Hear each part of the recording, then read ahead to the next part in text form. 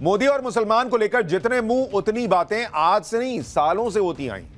और वक्फ कानून को लेकर आए पीएम मोदी तो फिर वही नैरेटिव गढ़ा जा रहा है कि मोदी मुसलमानों के खिलाफ है। लेकिन जब गरीब मुसलमानों के भले के लिए वक्फ एक्ट लाने से पीएम मोदी को संसद में ये लोग नहीं रोक पाए तो फिर दौड़ दौड़े सुप्रीम कोर्ट गए। कल सुप्रीम कोर्ट में वक्फ एक्ट पर सुनवाई का पहला राउंड था, जिसमें ओवैसी, कपिल सिब्बल, अभिषेक मनु सिंघवी जैसे लोगों ने घोड़े खोल दिए कि सुप्रीम कोर्ट से किसी तरह से इस कानून पर ही रोक लगवा ली। लेकिन कल वो नहीं हुआ। सुप्रीम कोर्ट ने कहा कि नहीं, कानून पर रोक नहीं लगा रहे। आज सुप्रीम कोर्ट में राउंड 2 की बारी थी। आज भी सिब्बल, सिंघवी, ओवैसी एंड कंपनी को सुप्रीम कोर्ट से वो झटका लगा जिसे वो ना तो दिखा पा रहे हैं ना छुपा पा रहे हैं। आज सुप्रीम कोर्ट की हर बात आपको बताऊंगा, क्योंकि हो सकता है अब तक भी खबर जारी होगी भाई सुप्रीम कोर्ट में ये हो गया वो हो गया। आपको बड़ी खबरें पता ही नहीं आज सुप्रीम कोर्ट में क्या क्या हुआ है, क्या खेला हुआ है इन लोगों के साथ ही आज सबकी नजर कलकत्ता हाईकोर्ट पर भी थी, जहां ममता सरकार की छीछालेदर हो गई। मुर्शिदाबाद हिंसा को लेकर हाईकोर्ट ने ममता सरकार को बड़ा झटका दिया और इसी बीच नरेंद्र मोदी की वो तस्वीर आई जिसे देखकर इंडी गठबंधन के नेताओं की परेशानी और बढ़ जाएगी। आज प्रधानमंत्री के घर पर मुसलमान उनसे मिलने पहुंच गए और वक्फ कानून को लेकर पीएम को थैंक यू बोलने लगे। इस मुलाकात में पीएम मोदी ने भी वक्फ कानून पर बड़ा बयान दे दिया।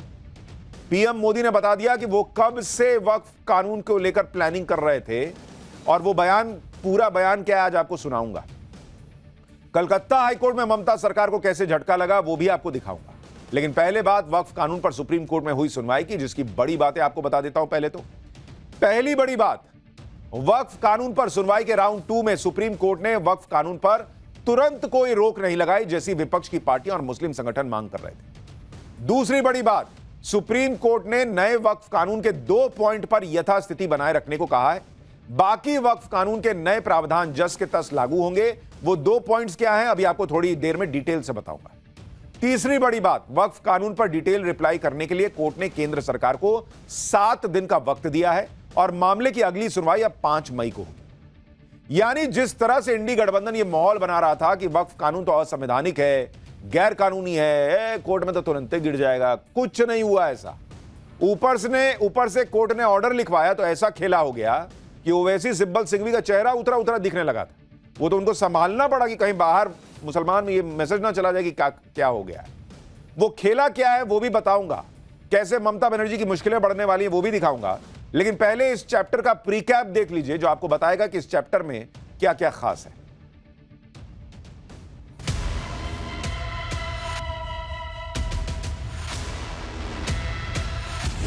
हम उसकी आज भी मुखालिफत कर रहे हैं और कल भी अपोज करते रहेंगे। ये कानून कहीं ना कहीं संविधान के खिलाफ बना है। कोई भी प्रॉपर्टी एक्वायर की और रेवेन्यू रिकॉर्ड में गवर्नमेंट का आ गया तो क्या वो चीज़ थोड़ी ना खत्म हो जाएगी।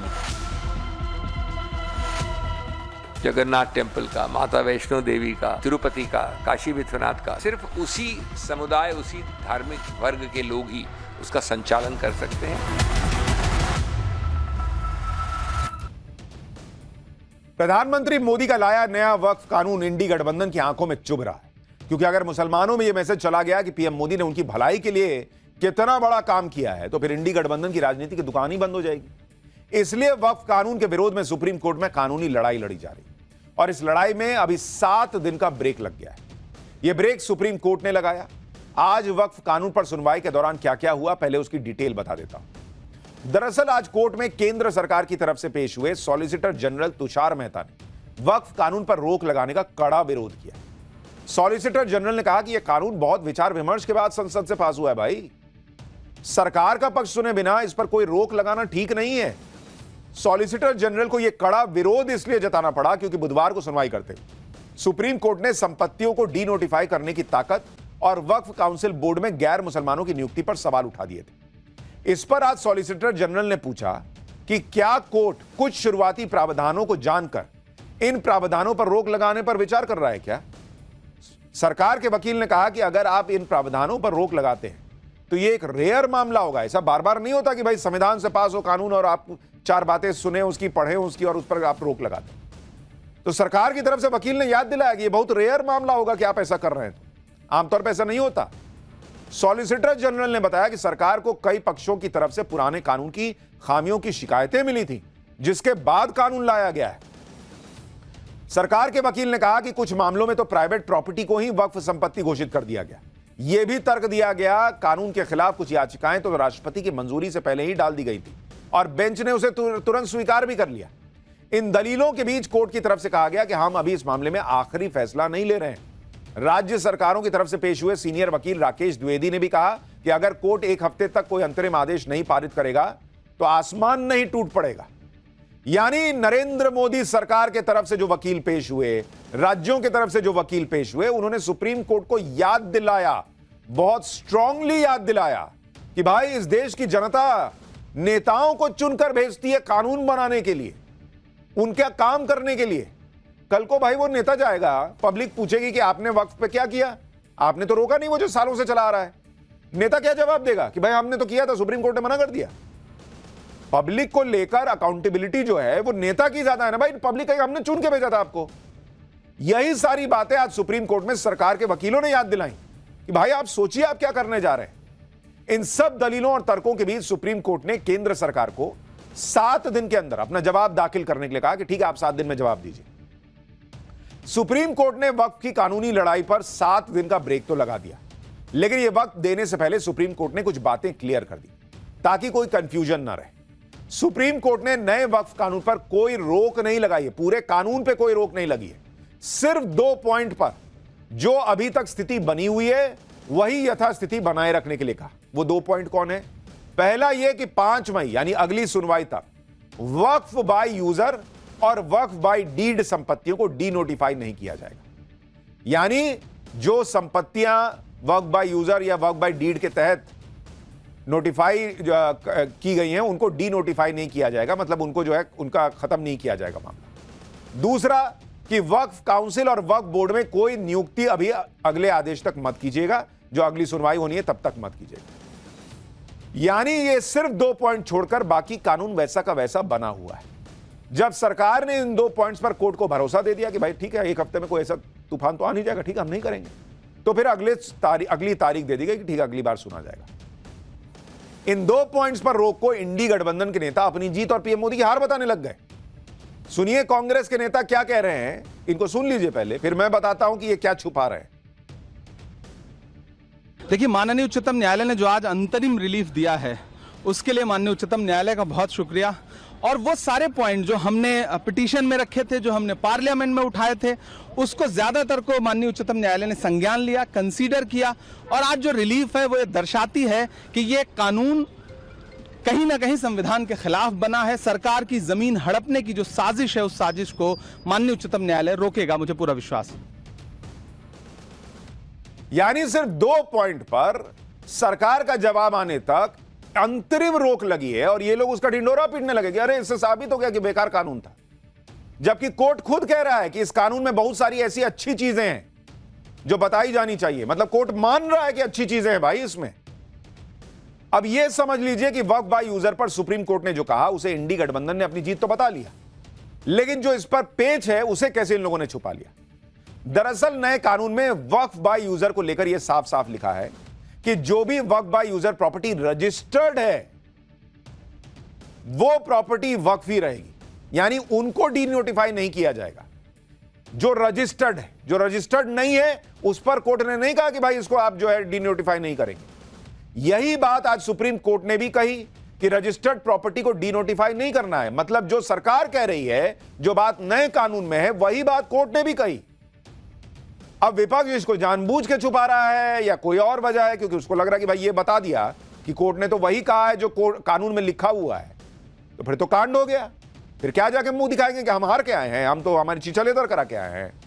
तो ये बता ही नहीं रहे कि कोर्ट ने वक्फ बाय यूजर में भी जो रजिस्टर्ड है उसके अलावा बाकी प्रॉपर्टी जो है उसको डीनोटिफाई करने से मना नहीं किया है, क्योंकि इनको अपने वोट बैंक को गुमराह करना है। सुप्रीम कोर्ट में आज मौजूद रहे वकील का बयान सुनिए, वो खुद बता रहे हैं कि कोर्ट ने क्या किया है। माननीय अदालत ने कहा कि जो वक्फ बाय यूजर है, जो रजिस्टर्ड हैं और गैजेटेड हैं, उसको गवर्नमेंट डीनोटिफाई नहीं करेगी टिल द नेक्स्ट डेट।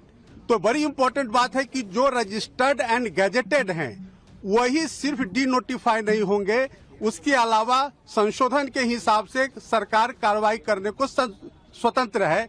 और जो संशोधित कानून है उस पर किसी भी तरह का अंतरिम आदेश नहीं है। इसलिए मैं आपसे कह रहा था कि ये ओवैसी, ये कपिल सिब्बल, ये अभिषेक मनु सिंघवी चेहरे पे तो दिखा रहे हैं कि बड़ी जीत मिल गई, लेकिन उनको भी दिख रहा है कि भाई कोर्ट ने एक तो कानून पर रोक नहीं लगाई, दूसरा वक्फ बाय यूजर के तहत जो रजिस्टर्ड प्रॉपर्टी नहीं है उस पर कुछ नहीं कहा कि भाई उस पर कोई एक्शन नहीं होगा। वक्फ संपत्ति को लेकर जो पूरा बवाल है वो कभी भी रजिस्टर्ड संपत्ति को लेकर था ही नहीं, क्योंकि वो तो लीगल है भाई, वो तो रजिस्टर्ड है। पूरा मामला तो वक्फ की अनरजिस्टर्ड संपत्तियों का है जिसे लेकर गड़बड़ियों के आरोप लगते हैं, अवैध कब्जे की बातें आती हैं। इन पर कार्रवाई करने के लिए सरकार अभी भी स्वतंत्र है, वकील खुद बता रहे हैं, और कोर्ट ने कोई रोक नहीं लगाई है। कल सुप्रीम कोर्ट में अभिषेक मनु सिंघवी ने ही कहा था कि वक्फ के पास 8 लाख संपत्तियां हैं, जिसमें से 4 लाख संपत्ति वक्फ बाय यूजर है। और यहां गौर करने वाली बात यह है कि इन्हीं 4 लाख वक्फ बाय यूजर की संपत्तियों में ज्यादा गड़बड़ियां होती हैं, क्योंकि इनमें से कई जो हैं वो रजिस्टर्ड नहीं है, उनके कागज भी मौजूद नहीं है, और ज्यादातर संपत्तियां अनरजिस्टर्ड होती हैं। आप असदुद्दीन ओवैसी का पुराना बयान सुन लीजिए, वो खुद बता रहे हैं कि यूपी में वक्फ की जमीनों का क्या हाल है, कितनी जमीन रजिस्टर्ड है, कितने के पास कागज है। सुनिए ओवैसी बता रहे हैं। ये अगर कानून बन जाएगा, उत्तर प्रदेश में 1,21,000 वक्फ की प्रॉपर्टीज है, 1,12,000 के पास कागज ही नहीं है। वक्फ बाय यूजर खत्म हो गया तो जायदादें कौन लेगा? वो जायदादें कौन लेगा बताओ? तुम्हारे पास लीगल उसके ऊपर इख्तियारी नहीं होगा, कोई भी घुस जाएगा। वक्फ बाय यूजर निकाल दिए।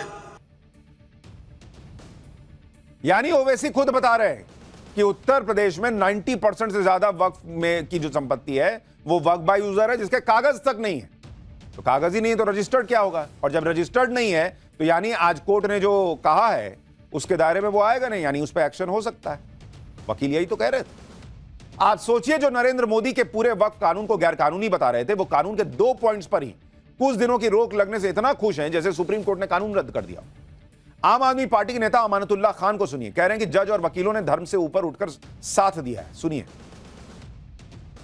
मैं तहे दिल से शुक्रगुजार हूं आज सुप्रीम कोर्ट का, सुप्रीम कोर्ट के तमाम जजेस का, तमाम वकीलों का, जिन्होंने आज धर्म से ऊपर उठ करके हमारे लिए खड़े हुए, मेहनत की, साथ दिया इस मुल्क को बचाने का। तो मैं आज हम इस फैसले से पूरी तरह से मुतमईन हैं। आम आदमी पार्टी के नेता अमानतुल्लाह खान तो खुशी मना रहे हैं, चेहरे पे खुशी दिख नहीं रही है, लेकिन भाई उधर जाके अपने कंस्टिट्यूएंसी में बताना तो है मुसलमानों को यह जीत के आए, लेकिन अंदर से फीलिंग नहीं आ रही, क्योंकि पता है कि वो तो हुआ नहीं जो चाह रहे थे। संसद में वक्फ कानून की कॉपी फाड़ने वाले असदुद्दीन ओवैसी के चेहरे पे भी खुशी नहीं थी।